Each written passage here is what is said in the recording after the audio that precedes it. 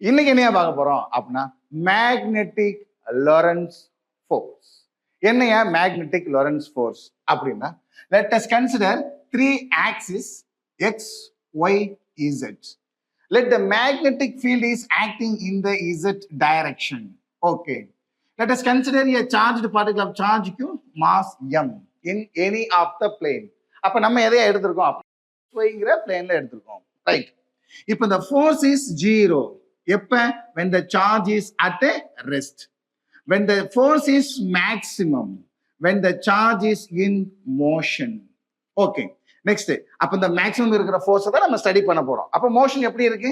when the force is 0, when the charged particle is moving parallel or anti-parallel. அப்ப இதுவும் நமக்கு தேவையில்லை, 0 ஆயிடுச்சு.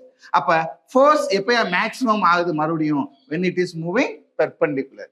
சரியா? ஜீரோ மேக்ஸிமம் சொல்றீங்களே, அது எனக்கு எக்ஸ்பிரஷனை சொல்லுங்க அப்படின்னு கேட்டா, ரைட். அப்ப இந்த force is directly proportional to magnetic field. The force is directly proportional to charge. The force is directly proportional to speed of the particle. அப்ப இந்த மூணை கம்பைன் பண்ணி சொன்னா எப்படியா சொல்லலாம் அப்படின்னா, F equal to BQV sin theta.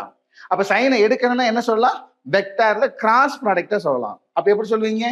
F vector equal to Q into V vector cross B vector. ஓகேவா?